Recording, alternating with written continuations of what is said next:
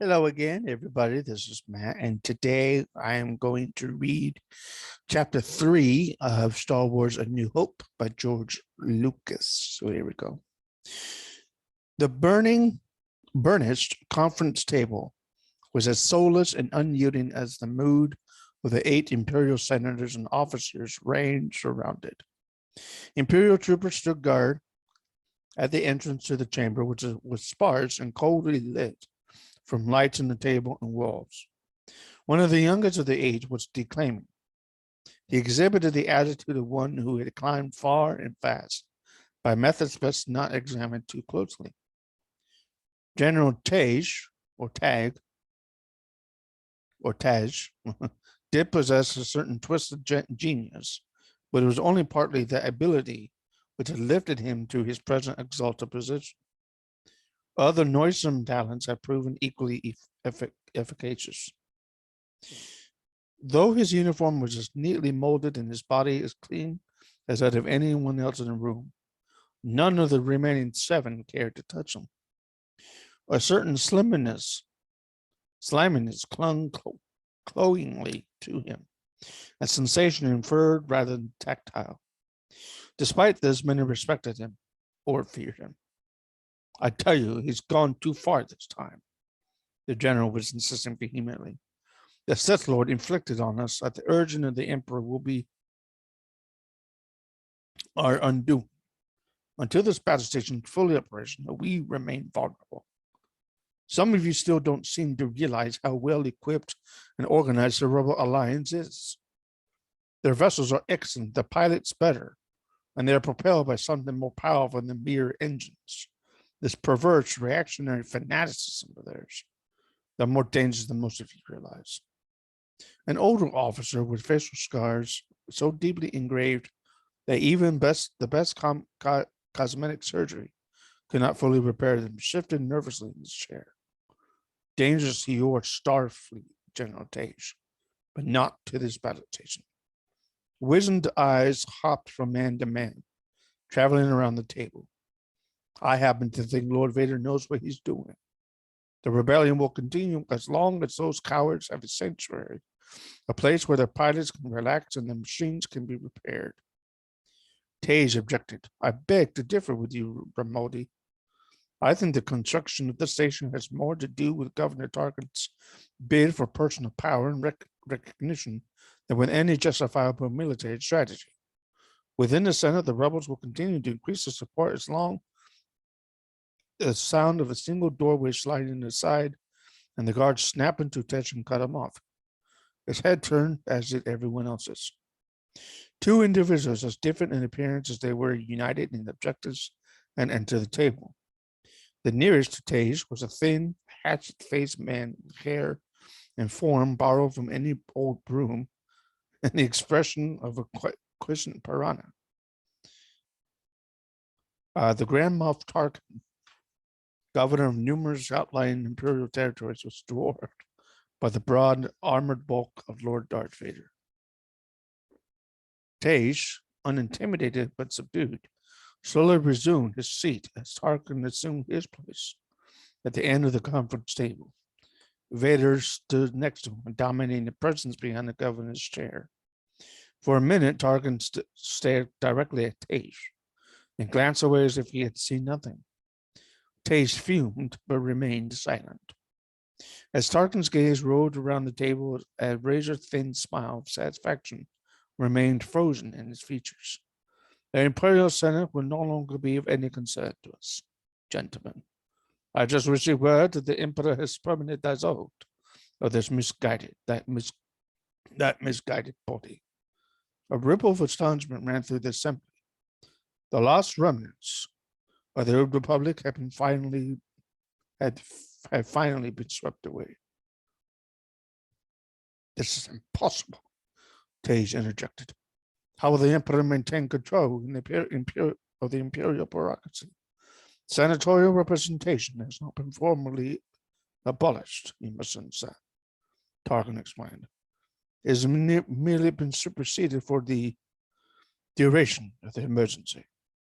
Regional governments will now have direct control and a free hand in administering the territories. This means that the imperial presence can at least be brought to bear properly on the vacillating words of the empire. From now on, fear will keep potential traitors' local governments in line, fear the imperial fleet, and fear of this battle station. And what of the existing rebellion?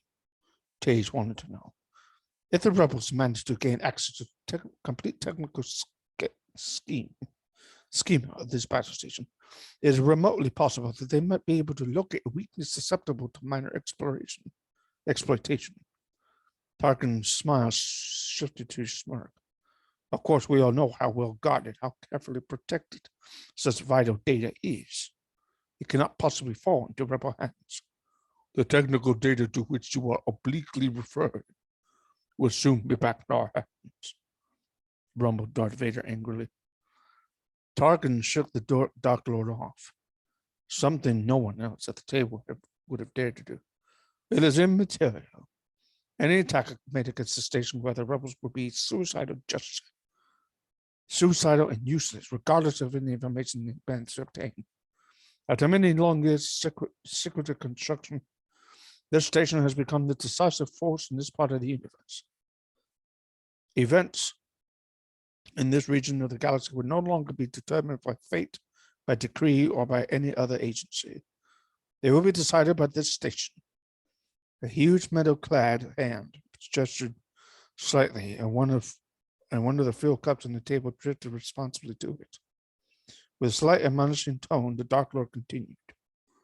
Don't become too proud of this technological terror you respond to, Tarkin.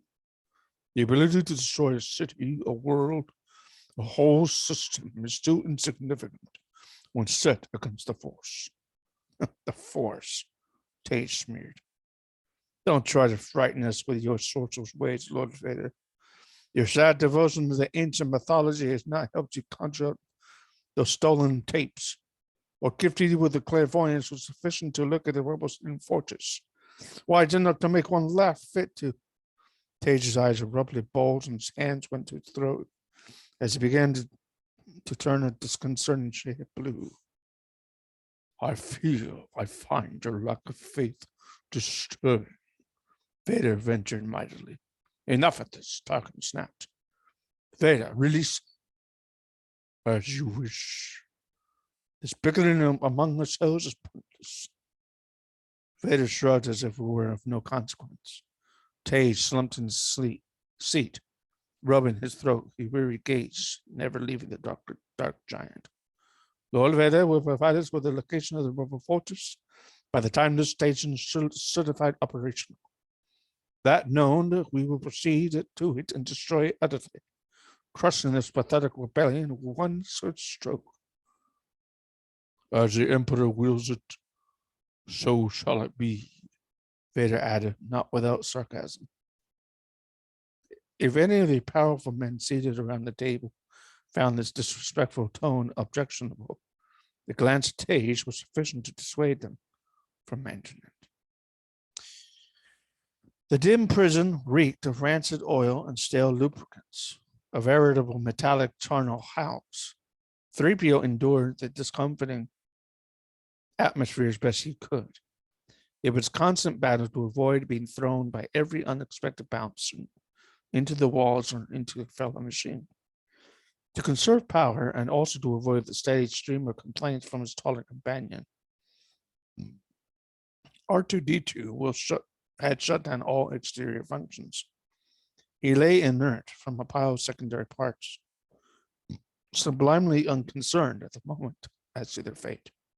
Will this ever end? 3PO was moaning as another violent jolt roughly jostled the inhabitants of the prison.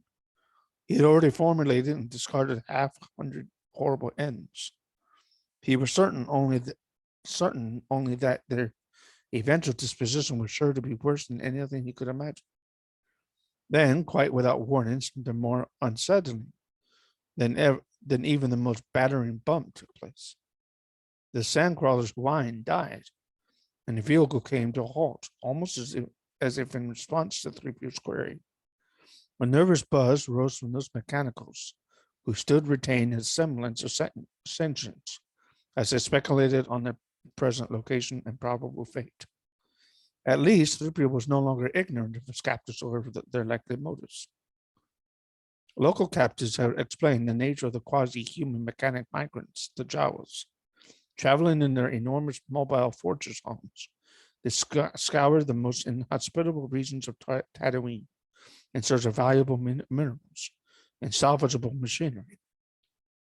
They had never been outside of their protective clothes and sand masks, so no one knew exactly what they looked like. But they were reputed to be extraordinarily ugly. Thurpio did not have to be convinced. Leaning over his still motionless companion, he began to shaking the barrel-like torso. Epidermal sensors were activated on the R2 unit, and the lights on the front side of the little robot begins a sequential awakening. Wake up! Wake up! Thurpio urged. We've stopped someplace.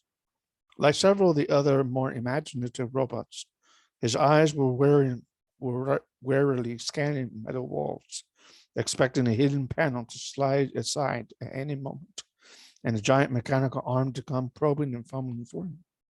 No doubt about it, we're doomed, he recited mournfully as R2 righted himself, returning to full activation. Do you think they'll melt us down? He became silent for several moments and added, It's just waiting that gets to me. Abruptly, the far wall of the chamber slid aside, and the blinding white glare of Tatooine morning rushed in on them. Thurpio's sensitive receptors were hard pressed to adjust in time to prevent serious damage. Several of the repulsive-looking Jawas scrambled agilely into the chamber, still dressed in the same swathing filth Thurpio had observed on them before. Using the hand weapons of an unknown design, they prodded at the machines. Certain of them, Thurpio noted with a mental swallow, did not stir. Ignoring the immobile ones, the Jawas herded those still capable of movement outside, R2 and Thurpio among them. Both robots found themselves part of an uneven mechanical line. Shielding his eyes against the glare, Thurpio saw that 5 of them were ranged alongside the huge sand crawler. Thoughts of escape did not enter his mind. Such a concept was utterly alien to a mechanical. And the more intelligent a robot was, the more abhorrent and unthinkable to the concept. Besides, had he tried to escape, built-in sensors would have detected the critical logic malfunction and melted every circuit in his brain. Instead, he studied the small domes and evaporators that indicated the presence of a larger underground human homestead. Though he was unfamiliar with this type of construction, all signs pointed to a modest and isolated habitation. Thoughts of being dismembered for parts or slaving in some high-temperature mine slowly faded. His spirits rose correspondingly. Perhaps this won't be so bad after all, he murmured hopefully. If we can convince these bipedal vermin to unload us here, we might enter the sense of a human surface again instead of being melted into slag. R2's sole reply was a non-committal chirp. Both machines became silent as the Jawas commenced scurrying around them, striving to straighten one poor machine with a badly bent spine to disguise a dent and scrape with liquid and dust. As 2 of them bustled about, working on the sand-coated skin, Thurpio fought to stifle an expression of disgust. One of his many human analog functions was the ability to react naturally to offensive odors. Apparently, hygiene was unknown among the Jawas, but he was certain no good would come of pointing this out to them. Small insects drifted in clouds about the faces of the Jawas, who ignored them. Apparently, the tiny individualized plagues were regarded as just a different sort of appendage, like an extra arm or leg. So intent was Thurpio on his observation that he failed to notice the 2 figures moving toward them from the region of the larger stone. R2 had to nudge him slightly before he looked up. The first man wore an air of grim. semi-perpetual exhaustion, sandblasted into his face by too many years of arguing with a hostile environment. His graying hair was frozen in tangled twists with gypsum halicites. Dust frosted his face, clothes, hands, and thoughts, but the body, if not the spirit, was still powerful.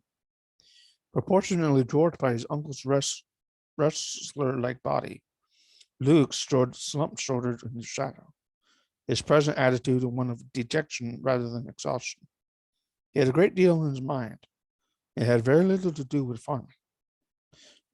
Mostly involved the rest of his life and the commitment made by his best friend, who had recently departed beyond the blue sky above, to enter a harsher yet more rewarding career. The bigger man stopped before the assembly and entered into a peculiar speaking dialogue with the Jawa in charge. When they wished it, the Jawas could be understood. Luke stood by, listening indifferently.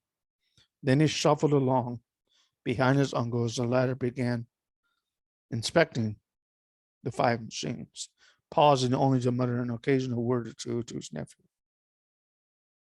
It was hard to pay attention, even though he knew he ought to be learning. Luke! Oh, Luke! A voice called. Turning away from the conversation, which consisted of that lead Jawa extolling the unmatched virtues of all 5 machines, and his uncle countering with derision, Luke walked over to the near edge of the subterranean courtyard and peered down. A stout woman with the expression of a misplaced sparrow was busy working among decorative plants. She looked at him. Be sure and tell Owen if Abide's translated to make sure it spots you, Luke. Turning, Luke looked back over his shoulder and studied the motley collection and tighter machines. It looks like we don't have much of a choice. Called back down to her. I'll remind him anyway. She nodded up at him and he turned to rejoin his uncle. Apparently, Owen Large had already come to a decision, having settled on a small semi-agricultural robot. This one was similar in shape to R2-D2, save that its multiple subsidiary arms were tipped with different functions. At an order, it had stepped out of the line and was wobbling along behind Owen and the temporarily subdued Jawa. Proceeding to the end of the line, the farmer's eyes narrowed as he concentrated on the sand-scoured but still flashy bronze finish of the tall humanoid 3PO. I presume new function, he grumbled at the robot. Do you know customs or protocol? Do I know protocol? 3PO echoed as the farmer looked up and down. 3PO was determined to embarrass the Jawa when it came to selling his abilities. Do I know protocol? Why, it's my primary function. I am also don't need a protocol choice. I don't blame you, sir, 3PO agreed. I couldn't be more in agreement. What could be more wasteful luxury of a climate like this? For someone of your interest, a protocol joy will be useless waste of money. No, sir. Versatility is my middle name. CV3PO. V for versatility at your service. I have been programmed for over 30 secondary functions. The only I need. The farmer broke in, demonstrating imperious disregard for 3P's idea enumerated secondary functions. I need a droid that knows something about the binary language of independently programmable moisture evaporators. We are both in luck. My first post-primary assignment was a program binary load lifters. Very simple construction and memory function to your evaporators. You could almost say. Luke tapped his uncle on the shoulder and whispered something in his ear. Uncle nodded and looked back at the attentive 3PO. Do you speak Bachi? Of course, sir. 3PO replied, confident for the change of the wholly honest answer. It's like a second language to me. I am as fluent in Bachi as. Shut up, I'll take this one too. Owen Lars looked down at the Jawa. Owen appeared determined never to allow him to conclude a sentence. Shut it up, sir. Responded 3PO quickly, hard put to conceal his glee at being selected. Take them down to the garage, Luke. I want you to have both of them cleared up for supper time. His uncle instructed him. Luke looked askance at his uncle. I was going to tie the station and pick on some new power converters. Don't lie to me, Owen warned him sternly. I don't mind you wasting time with your idle friends, but only after you finish the chores. Now hop to it, and before supper. Downcast, Luke directed his words irritably to 3 on the small agricultural robot. He knew better than to argue with his uncle. Follow me, you two.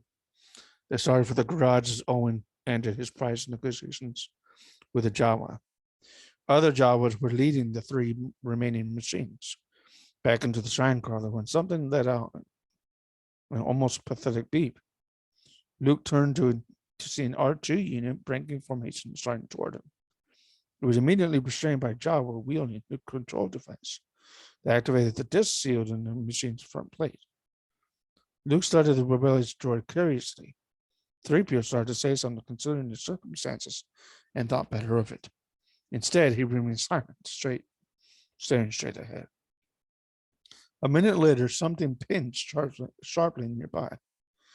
Glancing down, Luke saw that a head plate had popped off the top of the agriculture droid.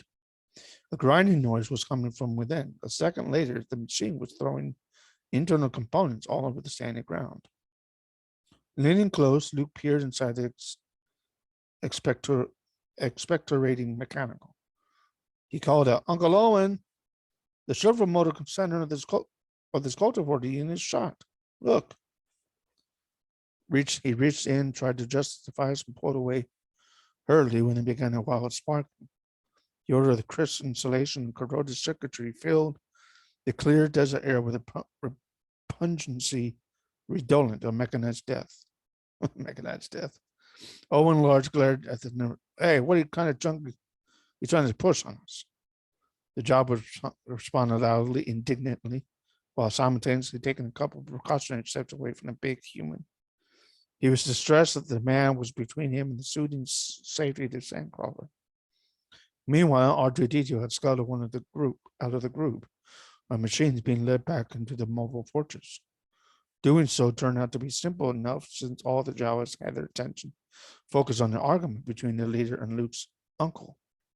Lacking sufficient armature for wild gesticulation, that's a hard word. The R2 unit suddenly let out a high whistle and broke it off when it was apparent he had gained 3PO's attention. Tapping Luke gently on the shoulder, the tall droid whispers conspiratorially into his ear. Excuse me. If I may say so, sir. Young sir, that R2 unit is a real bungalow in top condition. I don't believe those creatures had any idea what good shape he's really in. Don't let all the sand and dust deceive you. Luke was in the habit of making instant decisions for good or bad. Uncle Owen, he called, breaking out the argument without taking his attention from the Jawa. His uncle glanced quickly at him. Luke gestured toward R2-D2. You don't want any more trouble. What about swapping this for that one? The older man studied the R2 unit professionally, they considered the Jawas. Though inherently cowards, the tiny desert scavengers could be pushed too far. The sandcrawler could flatten the homestead at the risk of inciting the human community to lethal vengeance. Faced with a no-win situation for either side of if he pressed too hard, Owen resumed the argument for show's sake before gruffly ascending. The head Jawa consented reluctantly to the trade, and both sides breathed a mental sigh of relief that hostilities had been avoided. While the Jawa bowed and whined with impatient greed, Owen paid him off. Meanwhile, Luke had led the 2 robots toward an opening in the dry ground. A few seconds later, they were striding down a ramp kept clear of drifting sand by electrostatic repellers. Don't you ever forget this, Luke muttered to R2. Why I stick my neck out for you when all you ever bring me is trouble. It's beyond my capacity to comprehend.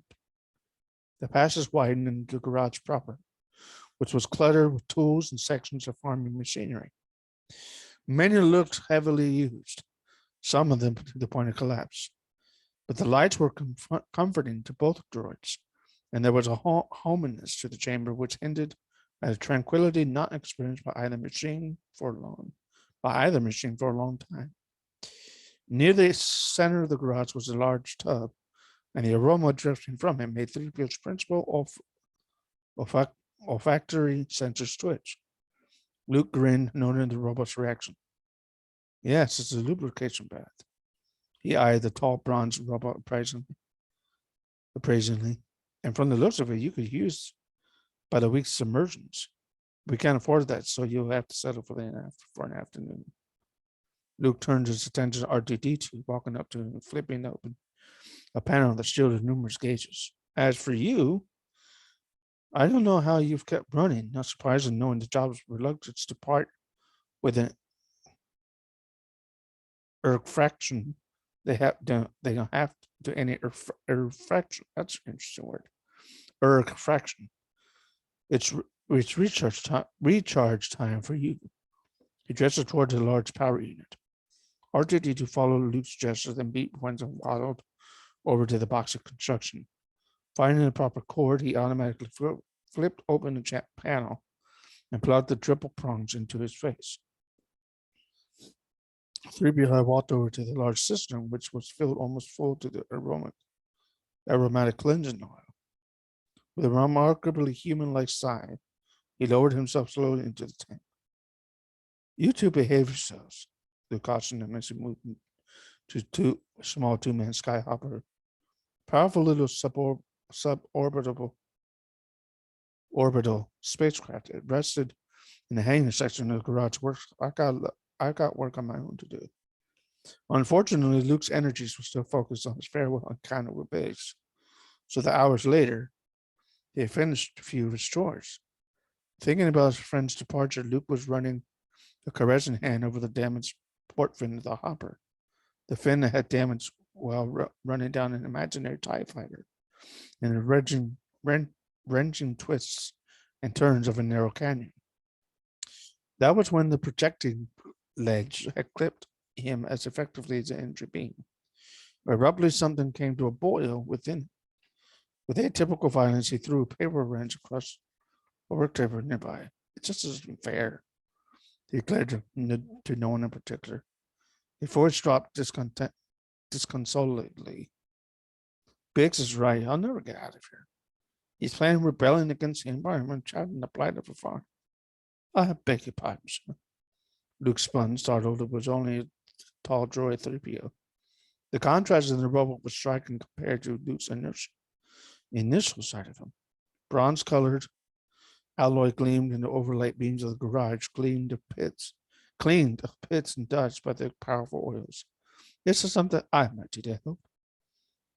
The robot asked solicitously. Luke started the machine, and as he did so, some of his anger drained away. There's no point in yelling cryptically at a robot. I doubt it, unless it can alter time and speed up the harvest, or else teleport me off the sand pile on Uncle Owen's nose. Sarcasm was difficult for even an extremely sophisticated robot to detect, so 3PO considered the question objectively before finally replying. I don't think so, sir. I'm only third degree droid and not very knowledgeable about such things as transatomic physics. Suddenly, the events of the past couple of days seemed to catch up with him at once. As a matter of fact, young sir, I'm not even sure what planet I'm on. Luke chuckled sardonically and assumed a mocking pose. If there's a bright center in the universe, you're on the world farthest from it. Yes, Luke said.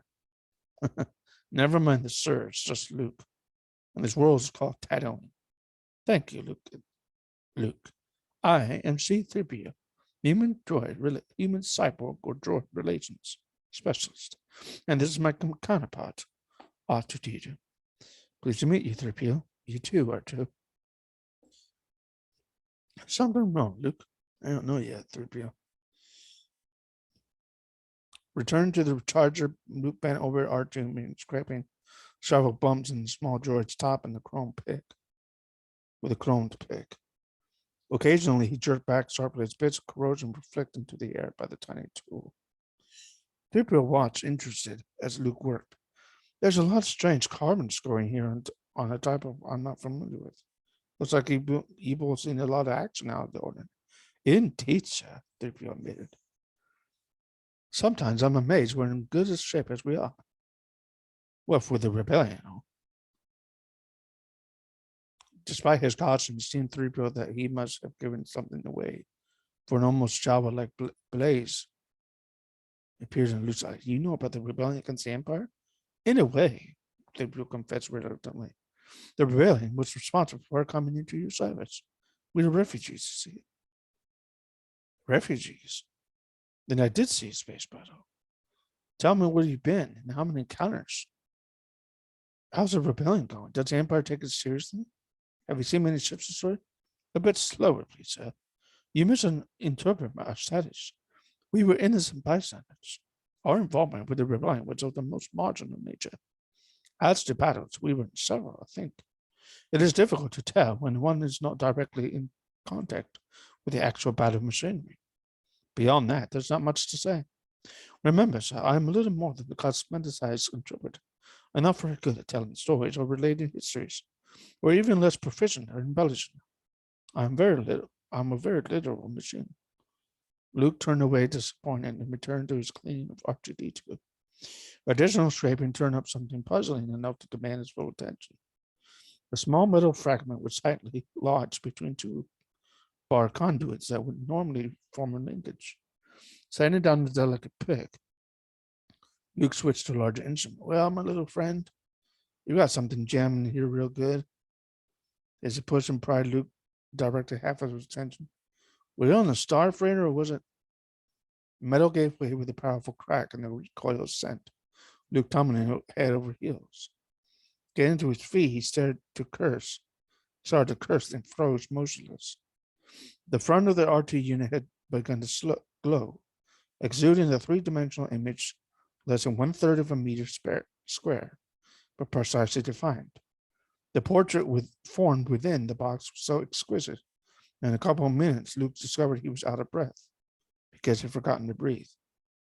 Despite its superficial sharpness, the image flickered and jiggled unsteadily, as if the recording had been made and installed with haste. Luke stared at the foreign colors being projected into the prosaic atmosphere of the garage and started to form a question, but was never finished. The lips on the figure moved, and the girl spoke, or rather seemed to speak. Luke knew the aerial accompaniment that was generated somewhere within R2D2's squat torso. Obi-Wan Kenobi, help me. You're my only remaining hope. A burst of static dissolved the face momentarily, then it coalesced again. And once more the voice repeated. Obi-Wan Kenobi, you're my only remaining hope. With a raspy hum, the hologram continued. Luke sat perfectly still for a long moment, considering what he was seeing. And he blinked and directed his words to the R2 unit. What's this all about, R2D2? Stubby droid shifted slightly, the cubist portrait shifting with him. And beeped what sounded vaguely like a sheepish reply. What is that? He inquired sharply, gesturing at the speaking portrait, and then at Luke. You asked a question. Who, what, and who is that? And how are you originating, and why? The R2 unit generated a beep surprise for all the world, as if just noticing the hologram. This was followed by a whistling stream of information. 3PO digested the data, tried to frown, couldn't, and strove to convey his own confusion via the tone of his voice. He insists it's nothing, sir. Merely a malfunction. Old data. A tape that should have been erased but was missed. He insists we pay it no mind. That was like telling Luke to ignore a cat's door and fire. She might stumble over it in the desert. Who is she? He demanded, staring in rapture at the hologram. She's beautiful. I really don't know who she is, 3PO confessed honestly. I think she may have been a passenger on her last voyage. From what I recall, she was a personage of some importance. This might have something to do with the fact that our captain was attached to. Is there any more to this recording? It sounds like it's incomplete. Luke cut him off, saving the wave sensuous lips formed in the foreign sentence fragment. Getting to his feet, Luke reached out for the R2 unit. The robot moved backward and produced whistles of such frantic concern that Luke hesitated and held off, reaching for the internal controls. Three people shot. Behave yourself, R2. You're going to get us into trouble. He had visions of both of them being packed up as uncooperative and shipped back to their jobs, and which was enough to make him initiate a shudder. It's all right. He's our master now. You can trust him. I feel that he's our best interest in mind. Well, Luke prompted impatiently. R2D2 appeared to hesitate, uncertain. Then he whistled and beat a long complexity at his friend. The Reaper paused before replying. He says that he's the property of Obi-Wan Kenobi, a resident of this world, of this region, in fact. The sentence fragment we are hearing is part of a private message intended for this person. The Reaper shook his head off slowly. Quite frankly, I don't know what he's talking about. Our last master was Captain Colton. I never heard R2 mention a prior master. I've certainly never heard of an Obi-Wan Kenobi. But with all we've been through, I'm afraid his logic search has gotten a bit scrambled. He's become decidedly eccentric at times. And while Luke considered the turn of events, 3PO took the opportunity to throw R2 a furious look of warning. Obi-Wan Kenobi. Luke recited thoughtfully. The expression suddenly brightened. Say, I wonder if he could be referring to old Ben Kenobi. Begging pines, but he actually knows of such a person. Not exactly, Luke admitted in a subdued voice. I don't know anyone named Obi-Wan, but old Ben lives somewhere out in the fringe of the Western Dune Sea. He's kind of a local character. Uncle Owen and a few of the other farmers say he's a sorcerer. He comes around once in a while to trade things. I hardly ever talk to him, though. My uncle usually runs him off. But I never heard that old Ben owned a droid of it kind, at least none that I've ever heard of or tell of.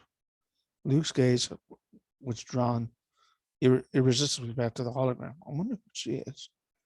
She must be important, especially if what you told me is just now is true. 3PO. She sounds and looks as if she's in some kind of trouble. Maybe the message is important. We ought to hear the rest of it. He reached again for the R2's internal controls, and the robot scurried backward, squeaking up the street. He says there's a restraining separator bolt that's circuiting out his self-motivation components. He suggests if you remove the bolt, he might be able to repeat the entire message. When Luke continued to stare at the portrait, said, huh? Oh, yeah. Luke shook himself. He considered the request, then moved and peered into the old panel, this time R2 retreat. I see, I think. Well, because you're too small to run away from me if I take this off. I wonder what someone will send a message to old Ben for. Selecting the proper tool, Luke reached down into the exposed circuitry and popped the restrainer bolt free. The first noticeable result of this action was that the portrait disappeared. There now, Luke stood back. And there was an uncomfortable pause during which the hologram showed no sign of returning. Where'd she go? Luke finally prompted. Make her come back. Play the entire message R2. An innocent sounding beep from the robot came from the robot. 3PO appeared embarrassed and nervous as he tried. He said, what message? He said, what message? People's attention half angrily as it comes. What message? You know what message? The one you just played a fragment of us for. The one you've heard in around inside your recalcitrant run in it, you stubborn hunk of junk. Archer sat and hummed softly to himself. I'm sorry, sir, but it shows signs of having developed an alarming flood in its obedience. Rationale much perhaps if we Luke, come to dinner. A voice from down the corridor interrupted him. Luke hesitated, then rose and turned away from the puzzle. Okay, I'm coming, Aunt Beru. He lowered his voice as he spoke to the see what you can do with him. I'll be back soon. Tossing the just removed training bolts on the working bench, he hurried from the chamber. As soon as the human was gone, 3PO whirled on his shorter companion. You better consider playing that whole recording for him, he growled, with a suggestive nod toward a workbench laden with dismembered machine parts. Otherwise, he's liable to take up what clean pick again and go digging for it. he might not be too careful when he cuts through if he believes you're deliberately withholding something from him. I blame the beat come from R2. No, I don't think he likes you at all. The second beat failed to alter the stern tone of the taller. No, I don't like you either. Well, as you can hear, there's a lot of dialogue in the book that didn't quite a bit of dialogue in the book that did not make it into the movie, if you remember. So, but hopefully you guys enjoyed the reading of chapter 3 of Star Wars: A New Hope. This will be the last video for today because I am running a little late. Let me see what time it is. Yeah, 12. Yeah, sorry, 2. So this is the last video for today because I will be gone all afternoon and all night. So I will not be available for another video till tomorrow morning. So yeah, so thank you for viewing the videos today and yesterday. I'm still working on getting to level 18 of on Star Trek Fleet Command. We got 3 dry docks now, but I'll have to get a 4th one. But I'll probably have to hit level 18 or 19 or even 20 to get the 4th dry dock. So, and to get Fleet Commander number 4. I think it's on number 3 now. But it'll have to be at number 4 and number 5. So, yeah. But view the videos I already did on Star Trek Fleet Command, and hopefully you guys enjoy those videos and tell me what you think. Give some comments if you can, suggestions, and again, thank you for viewing the videos. I'm close to 100. I think I've reached 125,000 lifetime views already. I believe so. I was down by yesterday. I was down by only 30 views or so. At most 30 views. I was just shy of 125,000 lifetime views yesterday. So I think I reached it today. But or sometime last night I reached it. What else? I've